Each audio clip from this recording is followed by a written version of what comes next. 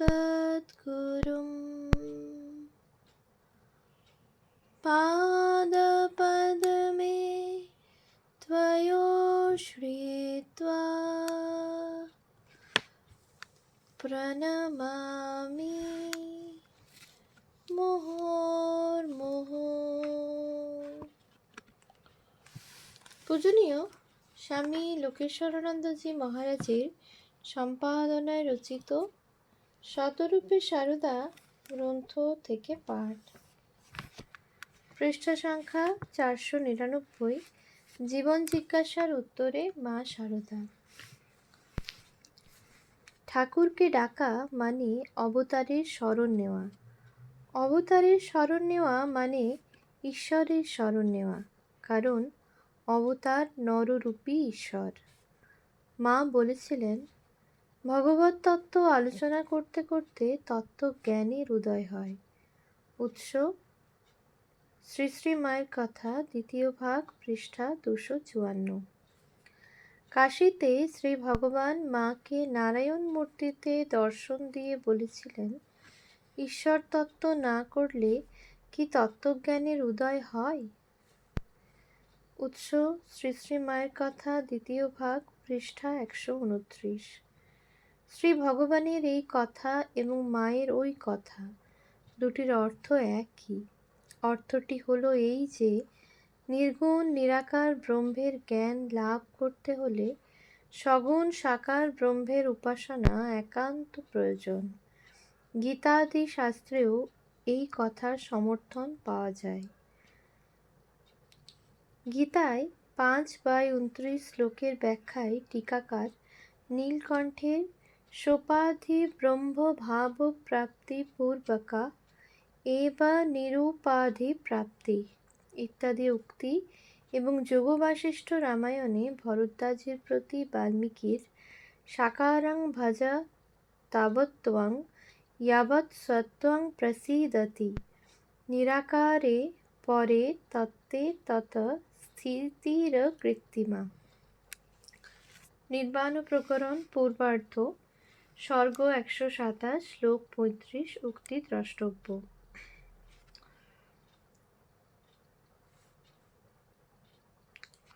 বস্তুত ঈশ্বরের কৃপা ভিন্ন নির্গুণ ব্রহ্মের জ্ঞান হতেই পারে না।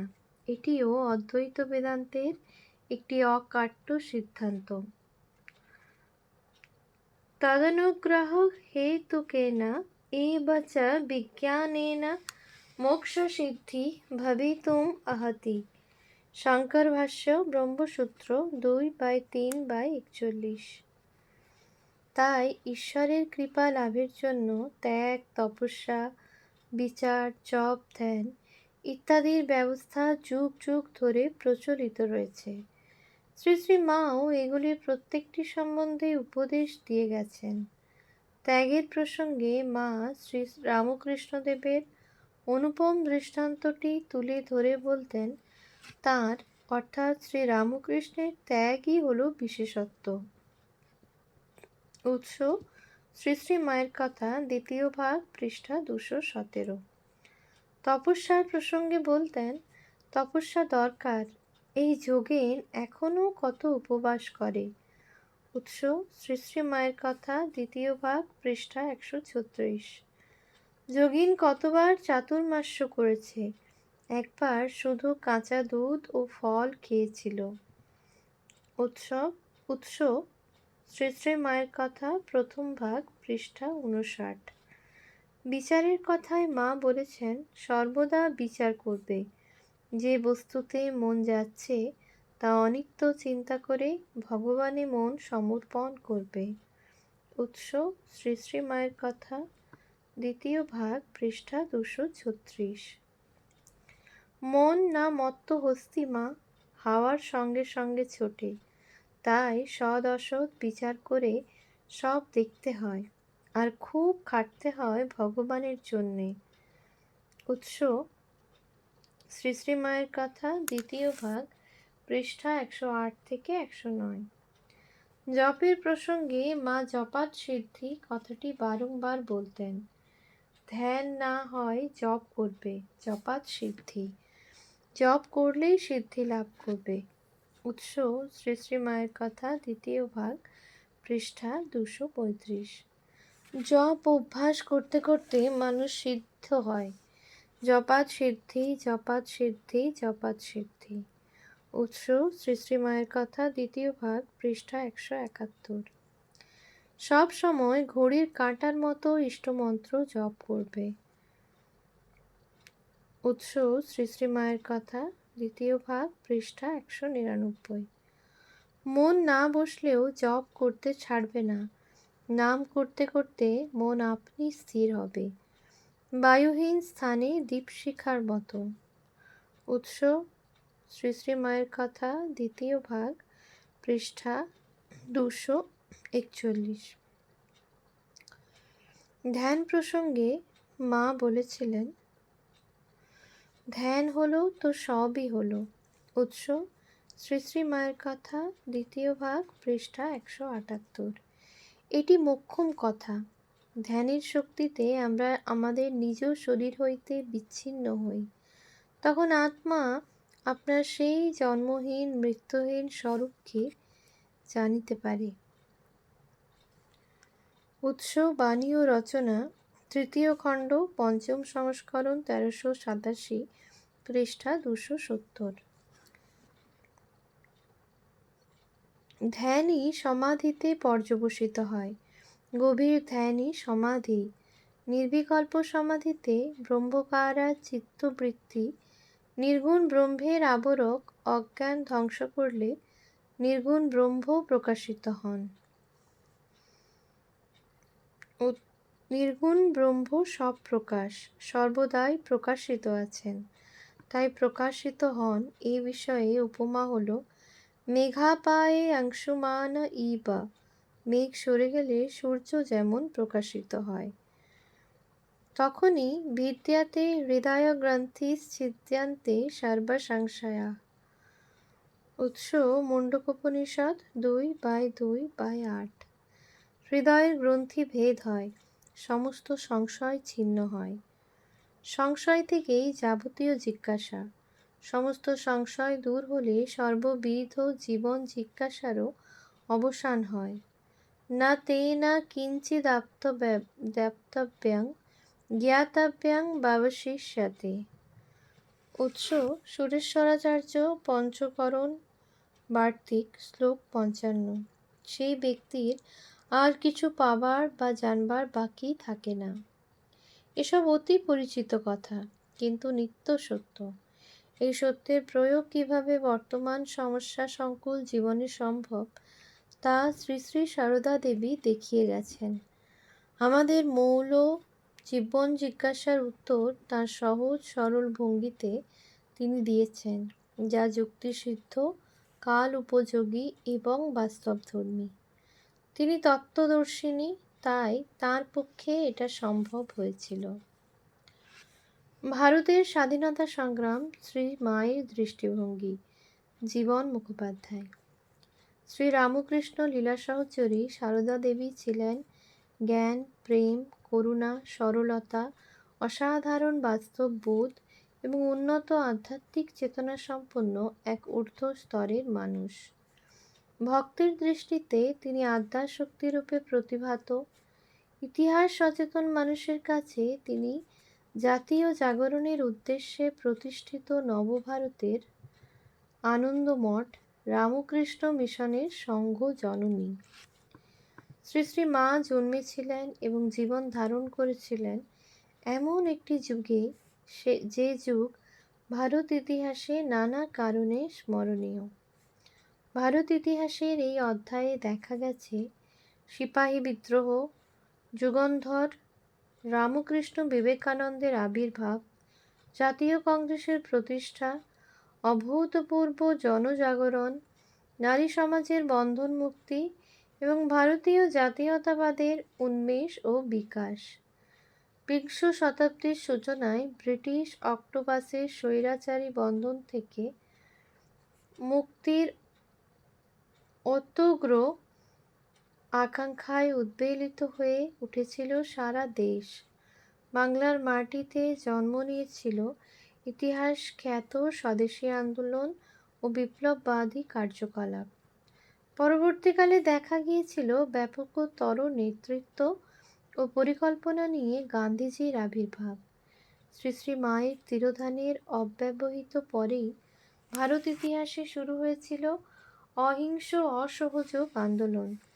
দেশপ্রেম, জাতীয় চেতনা ও স্বাদেশিকতা বোধে সেদিন উদ্বেলিত সারা দেশ। তৎকালীন জাতীয় মানসিকতা ও নেতৃবৃন্দের চেতনায় একটি মানুষ গভীর শ্রদ্ধার আসনে সমাসীন ছিলেন। তিনি ভারতীয় জাতীয়তাবাদের অগ্রদূত, স্বাধীনতা সংগ্রামীদের চির নমস্য রামকৃষ্ণ মিশনের প্রধান নায়ক স্বামী বিবেকানন্দ।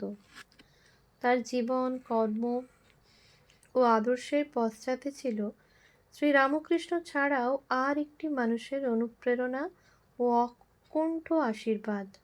তিনি হলেন রামকৃষ্ণ সংঘ জননী।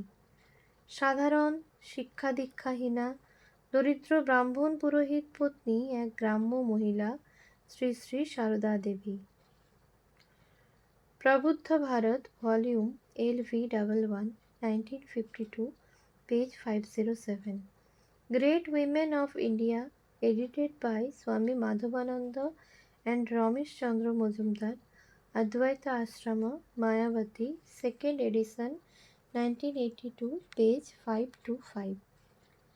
শ্রী মায়ের অনুমতি ও আশীর্বাদ নিয়ে খাপ খোলা তরোয়াল নরেন্দ্রনাথ মার্কিন মুলুকে যাত্রা করেছিলেন।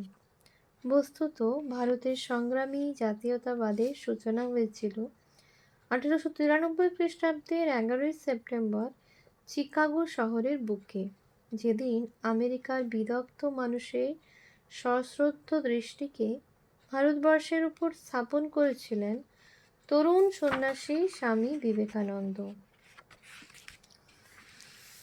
স্বদেশ প্রত্যাবর্তনের পর সেই বিজয়ী বীর মায়ের ভ্রাতৃবধূর কথায় রাজার মতো চেহারা ঠাকুরঝির পায়ে লম্বা হয়ে পড়ল। জোর হাতে বলল, মা, সাহেবের ছেলেকে ঘোড়া করেছি তোমার কৃপায়। উৎস: শ্রী শ্রী মায়ের স্মৃতিকথা, স্বামী শারদেশানন্দ, উদ্বোধন কার্যালয়, কলিকাতা, 1389, পৃষ্ঠা 31। এ শুধু সংঘজননীর প্রতি স্বামী বিবেকানন্দের প্রণতি নয়, শ্রী শ্রী সারদা দেবীর কাছে জাতীয়তাবোধে উদ্বুদ্ধ সমগ্র নব ভারতের আত্মসমর্পণ। শ্রী শ্রী মা সম্পর্কে ভগিনী নিবেদিতার কথার সূত্র ধরে বলা যায়, তিনি ভারতীয় নারীর পুরাতন আদর্শের শেষ প্রতিনিধি এবং নতুন আদর্শের অগ্রদূত। উৎস: the master as I saw him, sister Nivedita, উদ্বোধন office, Calcutta, 12th edition, 1977, page 122।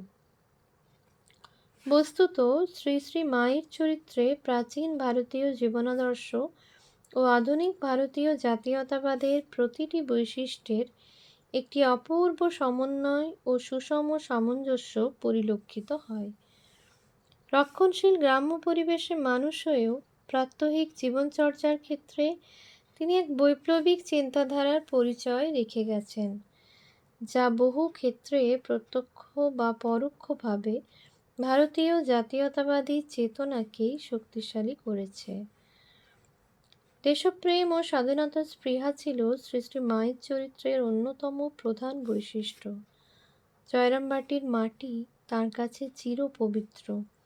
জয়রামবাটির পবিত্র ভূমিকে প্রণাম করে তাই তিনি বলেন, জননী জন্মভূমিশ্চ স্বর্গাদপি গরীয়সী।